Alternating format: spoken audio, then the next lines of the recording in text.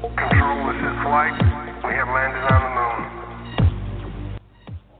Blake Cousins, third phase of moon. The wall has just hit. The big, massive ring wall has hit. Hurricane Harvey has made its presence, and everybody stay safe. About 130 to 150 mile an hour gust over there. Wow, it's a Cat 4. Lots of rain going to be coming in. It's going to be dangerous over there in Texas, on the coast of Texas, over there in inland Victoria, Corpus Christi, Gainesville, as we speak. If you're listening to this show and you're in the zone, hunker down, don't go anywhere, be safe. But if you could call in and report to us what it's like to experience a hurricane. If you're there and you're listening to me, we'd sure like to hear it. We're also wanting to hear some UFO sightings. Anybody see anything strange out there lately? Any encounters with the aliens? Have you been abducted? We want to know. All you have to do is press number 1 on your touchpad, your phone, whatever you're using. Just press number 1 as you call into 347-934-0378. Remember, if you don't press 1, we're not exactly sure if you're calling to listen in or you got something to share. So it's important. Press that button if you've got something to share. And again, if anybody's out there that has communication via their cell phone, and if they're on the coastline of Texas experiencing any kind of hurricane effects, call it. We want to hear. All right, let's bring in callers.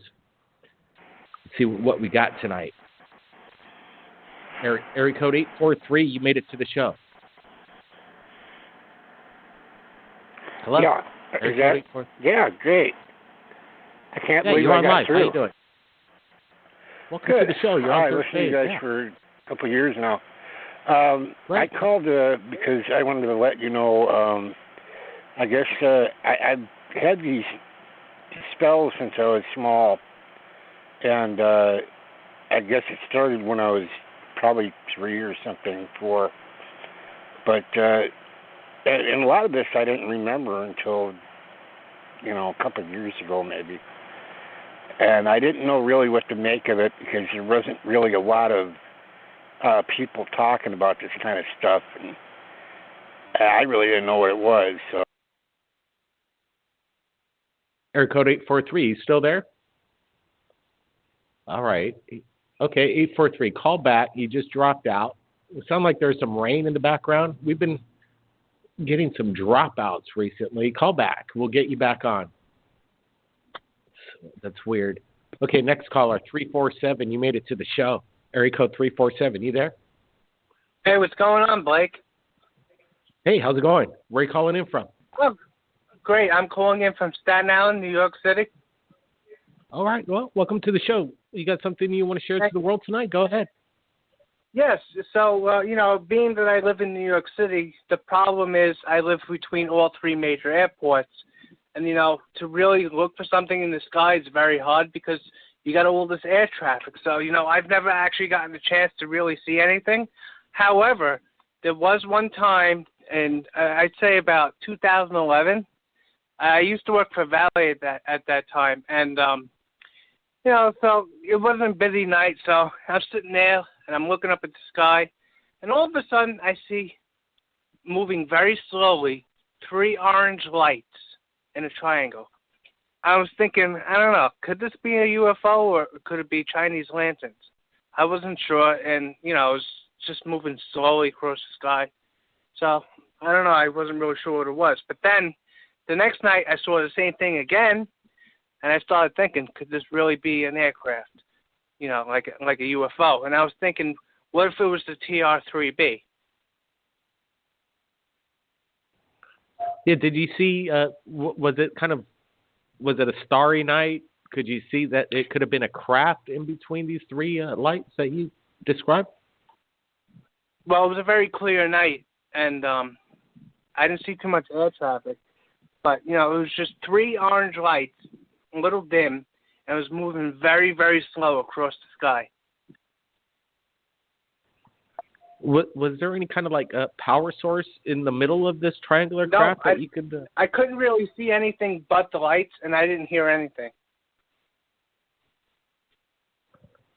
So wow, that's how far do you think it was away from you? How large do you think this thing was? It was actually very close. See, this is why I didn't know if it was like maybe Chinese lanterns, but I don't know, because the area I was in, Staten Island, is kind of like mostly Italian, and I don't think there was really Chinese people in the area. You know, it's not a very Chinese area. There's a lot of Italians in the area, so I Sure, but so I don't think it was that. No, it's a big city, right? But to see it in two nights in a row, and you know, it was in a perfect triangle shape. And it wasn't like flickering, it was just orange lights. And I know it wasn't an airplane because I'm a big aviation fan. Definitely wasn't an airplane. I think it could have been the TR-3B for all I know. It was very big, though. It was pretty big. Awesome. I wouldn't doubt it one single bit. These things are pretty stealthy, for sure. Yeah. They don't make any sound whatsoever. And only if you're looking up are you basically aware of these things. They basically kind of sneak up on you sometimes. Yeah.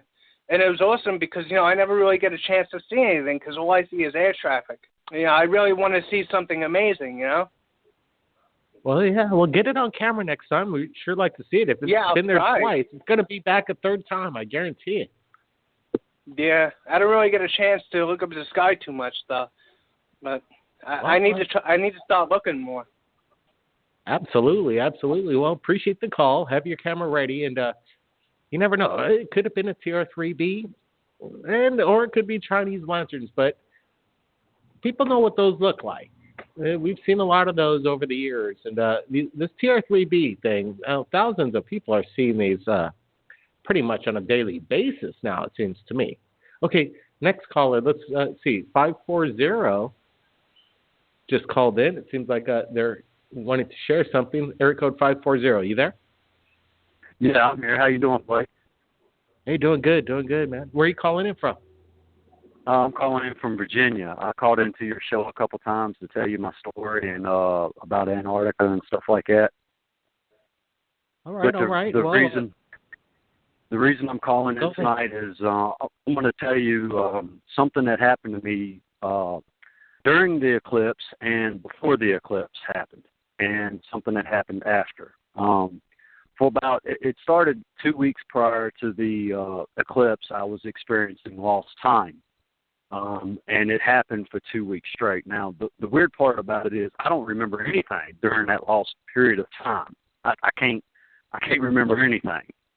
It was kind of odd because right after I experienced the lost time, I had a weird nosebleed, and it wasn't, the heat or anything else. I had this weird feeling, and it just hit me. I've never had a nosebleed in my life, and I ended up, one day I was driving and my nose started bleeding real bad. And, Some of those just kind of happen out of nowhere with no rhyme or reason. But what about the eclipse? What do you mean? What happened during the eclipse? Well, this is leading up to the eclipse.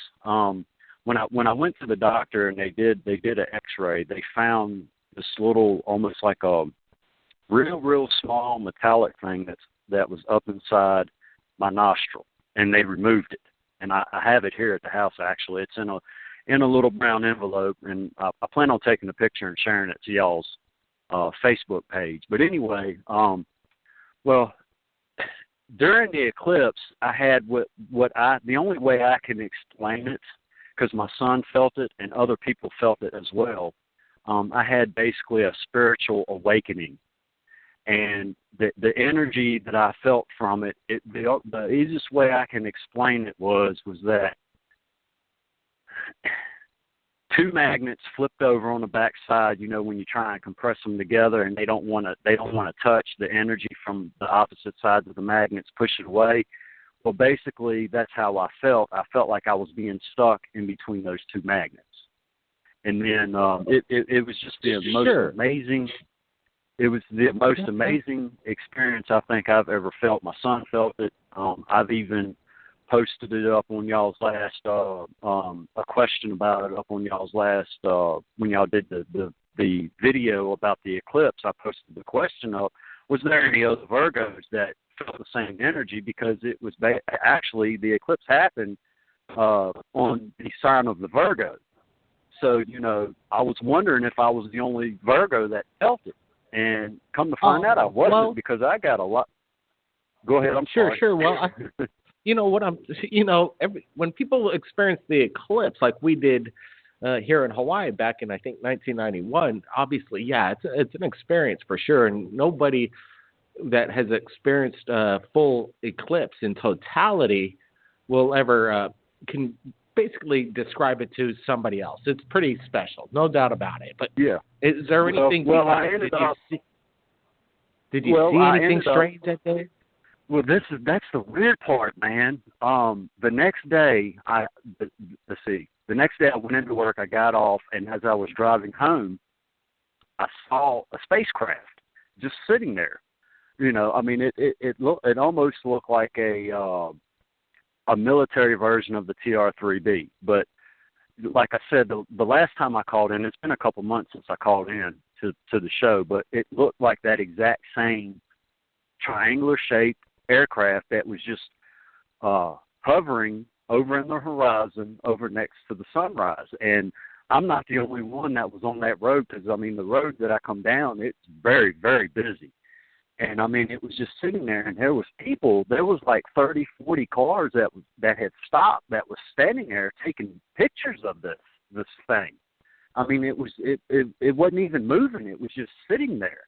And the weirdest part about it was it was spinning in a weird motion. It was kind of spinning in a weird motion, a weird slow motion. I guess that's the easiest way I can say it. It was basically spinning real slow.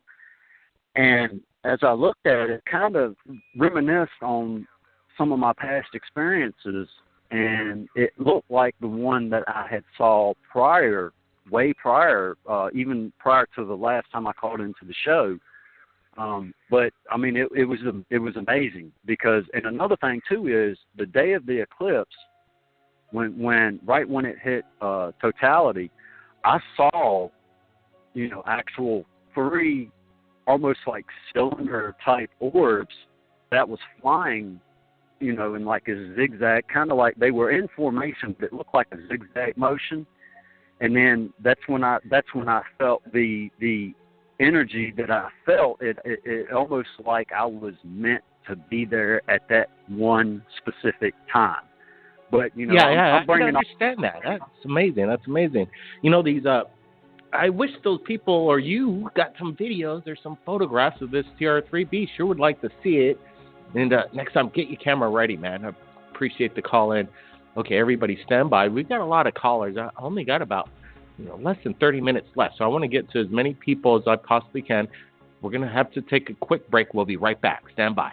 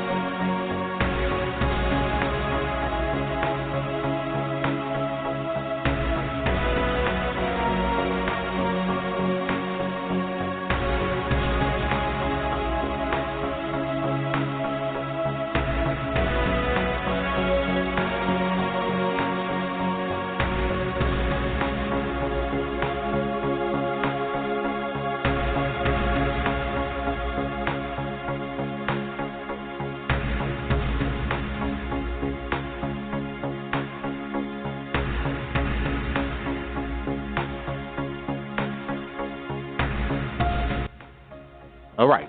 Blake Cousins, welcome back. Third Phase Moon, taking your calls in regards to the UFO phenomenon. The number, 347-934-0378. Just press number 1. You'll be taken to the top of the call list. Everybody in there in Texas, be safe on the coastline there. Lots of rain, lots of winds. It's pretty devastating, the effects of hurricanes. And that eye has made landfall. And it's not going anywhere for a while, so hunker down. But if you could call in from that area and call into Third Phase of Moon tonight, we'd sure like to hear you.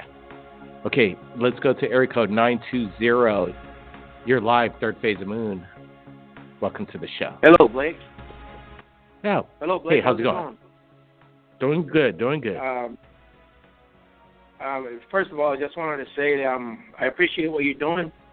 And it's awesome what you're doing, and it's really hard for me to tell you the things that I'm going to tell you. Because I'm not going to share this with you in the world.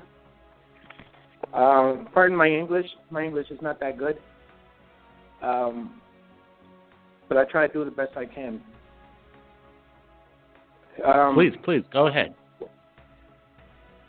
2012, I was in my room. Then all of a sudden, a beam of light came out of nowhere. It was broad daylight. Somehow, this beam of light just knocked me out or something. I don't know. And then, when I open my eyes, I see this bright light, like a very small bright light. And this bright light, and this little, it was kind of like an orb, and it started whitening it up, and then. And the bigger it get, I could see the walls of a tube, and this tube was kind of spinning. And then when it got bright, I could see the wall. The walls, it was I don't know how to say this. It was it was just spinning, and it looked like no kind of material at all. But it kind of looked like if I was in a cave, and the cave was spinning, and I was coming out of the cave. Really fast, and then all of a sudden I could feel that I'm dropping from the sky. And then I see a cave. There was a cave, and I drop into that cave. I don't know how, but I stand on my 2 feet, and I see this cave with, and then I see this polished floor in the cave, like polished marble, and there were some steps going down that cave. And there's a voice that told me that this was Mars. And I said, well, who are you? And I started asking questions, and it didn't answer. It was just telling me that was in Mars, and whatever I have to see, whatever I see, I have to bring it to. I have to bring the message to the Chippewa tribe. And I didn't know who the Chippewa tribe is. I don't know anything about tribals here in the United States. But that's what I was told. Anyways, when I went down the stairs, what I saw in that humongous cave, it was amazing.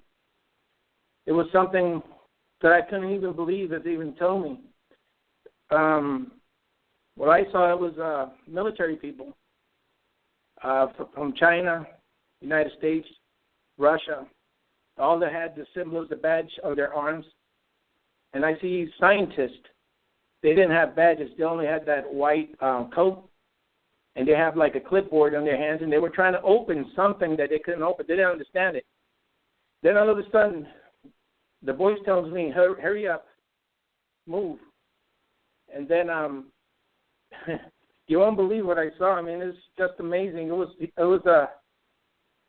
probably 15 feet tall Egyptian coffins. And there were a lot of them. There were about 50, 60 of them in one cave. And one of them it was made out, not out of gold, it was made out of titanium, some material like that. And they were humongous. And one of them just popped out of the ground like if it was electronic.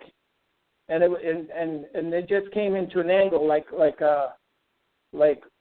into an angle, and then it opened, it split in half, and then it opened.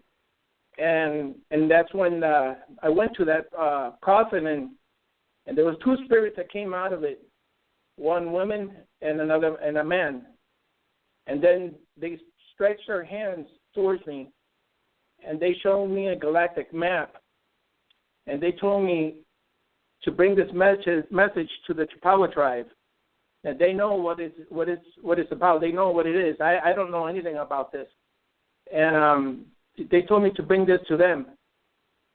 And I just want to encourage anyone that is from the Chippewa tribe and they know what I'm talking about, to get in touch with me. I have a channel on YouTube, which is Louis Nitro 91.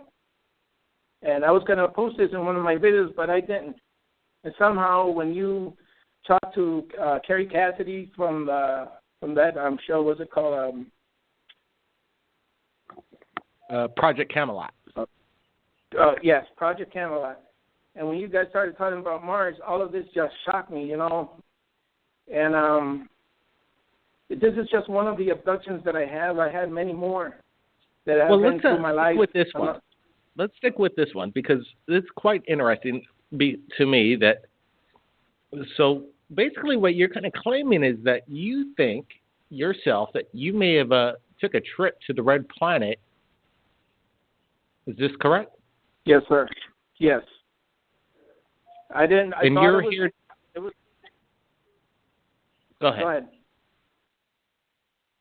Well, I was standing and I didn't know what I was doing. You know, I've been abducted so many times that for me this is not. It's not new. But this one was just a something that I never went through, and it was totally different from my other abductions. This one wasn't. How do I say this? The first abductions, they started messing around with my. They put me on a table and they started doing things to me.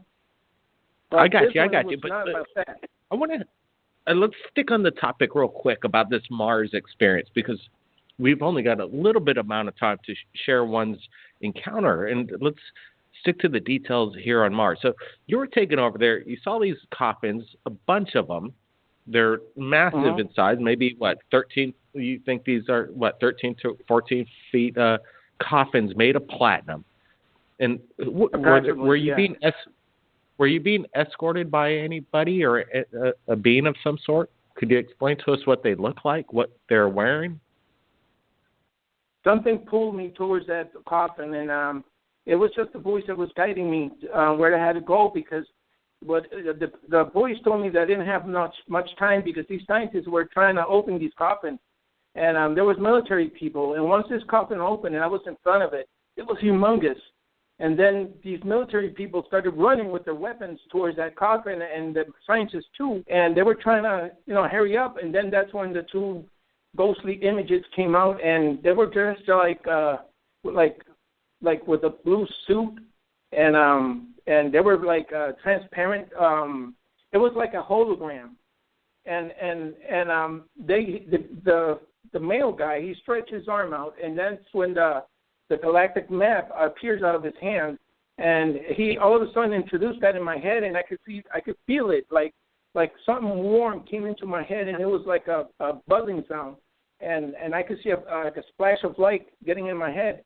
And that's when all of a sudden I was pulled back when I see the military people running towards that coffin, and I was pulled back really roughly, and then I could see the tunnel again spinning really fast, and then all of a sudden, boom! I fall into my bed and then jumped in my bed like if I was dropped from the ceiling, and that was it. I was scared and I couldn't talk for about a week. I didn't want to say anything to no one because I didn't know what was going on, So you're almost like privy to some kind of maybe a jump room or something teleported you to Mars possibly.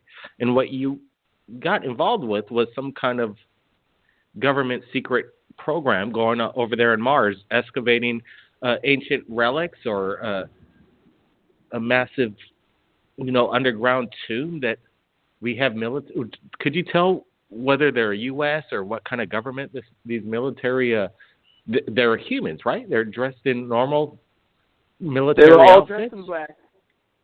They really had military outfit, but they were all dark black, but each one of them had different patches from different countries, and that's how I knew that they were all together. And the funny thing that I want to share with you too is that I was in ATS a long time ago. That's a website. I forgot it was ATS. I know that. And I posted this. I wrote an article about this, that experience in 2012. And all of a sudden, I started receiving private messages with death threats. And they were and they even kicked me out of the website, and I didn't know why, And the best way I could have done it is this way, talking to you, because you have no censorship, in a way, in a good way, you know what I'm saying? And you're helping me to help the Chikawa tribe or anyone that understands what I'm talking about, what's going on, Sure. The Chikawa tribe. Okay, the Chikawa tribe. Now have this message that was given to you, and you're being told to reach out to the Chikawa tribe for them to contact you so you could give them this message, right? The message is the map. And they know what they told me. The ghostly image told me. It was not the same voice that was talking to me all this time. The ghostly image told me that there was human life in this galactic map, and he pointed out which one was it. But I didn't understand. It was so many stars and planets. I didn't understand at all which one was it. And I believe that Chippewa tribe has a way of pulling that information out from me, so they can understand where humanity or where their tribe came from. That's what I understand. So I got you. So I'm hoping that the Chikawa tribe, actually, any member of them, reaches out to you. Can you give us your YouTube channel once again? We didn't get that loud and clear. Thank you, Blake. It's Louis Nitro 91. LUIS Nitro 91. Louis Nitro 91. Chikawa tribe. Look them up. See if you could see in practice or find out what this galactic map is all about. Appreciate the call in, man. Keep us updated. Sure, Blake. I'll call in another day to tell you other experiences that I had. They're shocking as well. Absolutely. Love to hear it. All right, this Louis Nitro 91. Everybody, check that out. And Chikawa tribe, heads up. You got a message coming your way, Blake Cousins. We'll be right back with more callers. Stand by.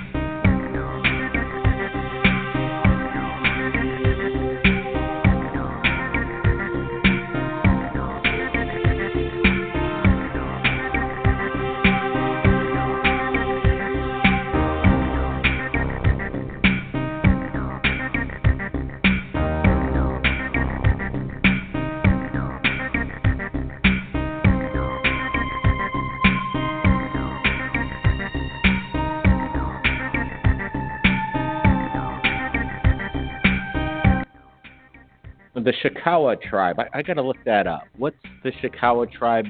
Where do they originate from? What was the message from the caller that apparently teleported to Mars? Or maybe taken on aboard a spacecraft to Mars and witnessed some kind of excavation of 12 to 15 foot tall platinum coffin-like Egyptian coffins in a cave?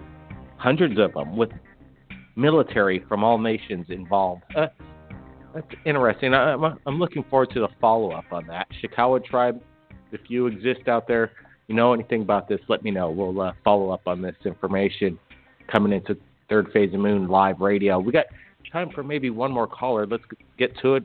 Area code 606. You made it to the show. How you doing tonight? Yeah, Blake.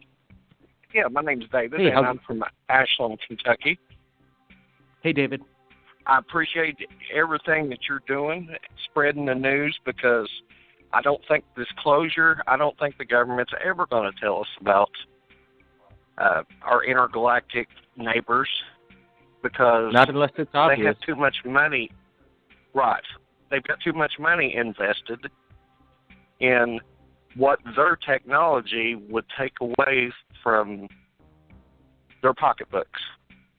So I believe that it'll have to be a grassroots disclosure where they come and speak to somebody like you, and maybe they can hijack a TV station and put you and the alien on there, because they're just not going to give up their oil, and they're not going to give us free energy.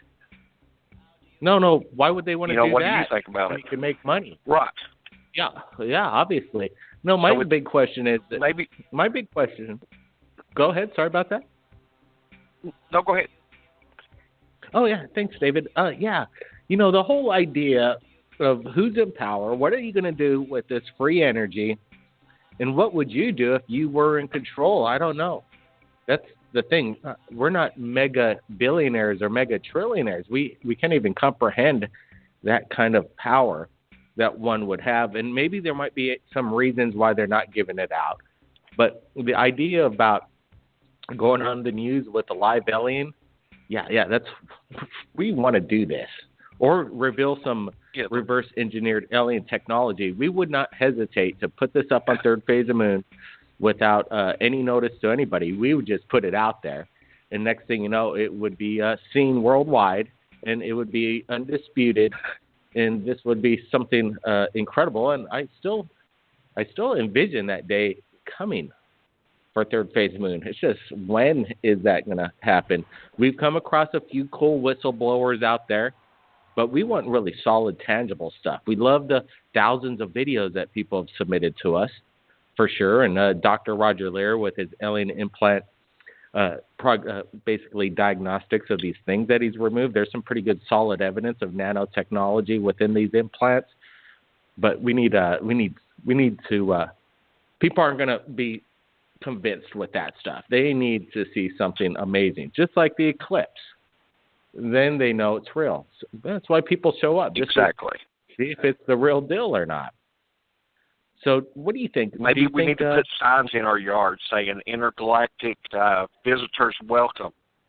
Please come and talk to us, because I'm sure they have the technology, whereas if they wanted to take over the airwaves to let people know they were here, they could do that. I'm sure that wouldn't be a problem for them to be able to comprehend how to manipulate television airwaves or even radio airwaves. But I just don't know. I just don't ever see the government, or the deep state, I should say, because I don't even think Donald Trump, they would tell him. So I believe that the deep state is going to stop them as much as they can, and even with false flag attacks or whatever they could possibly do. Yeah, it's interesting. When Donald Trump met Obama in the Oval Office, right when Trump was basically briefed on national security and everything else, he kind of came out looking a little different, just like most new presidents coming in to the office and they're being briefed on national security. They kind of come out looking different. And Donald Trump actually said that we have some high-flying assets, whatever that means. and then he kind of changed the subject real quickly. Right when he said, yeah, we've got some high-flying assets, and then he just jumped it. And it's kind of an interesting video out there. I don't know if anybody's aware of it. You might want to look that up and see how he jumps around with the words on that. It's kind of strange. But, yeah, as far as I'm thinking, I'm imagining our extraterrestrial friends out there have still yet to decide whether the time is right. And right now might not be the best time. Maybe they don't like what they're seeing, obviously. Maybe we're going to have to get our blank together, and then they might show themselves. Because right now, do we deserve all this free energy? Look at the way people are treating each other. It's kind of getting ridiculous out there. And are we worthy of it? So you just never know. Maybe they got their own ideas. I agree with you. I agree with you on that. But I also agree that I know that they probably know that we aren't like the people that are leading our country. Therefore, maybe they need to go around things to be able to talk to the people, to get them to understand that we're not supposed to be going to war all the time, and we're not supposed to be wasting maybe natural resources or something to that effect.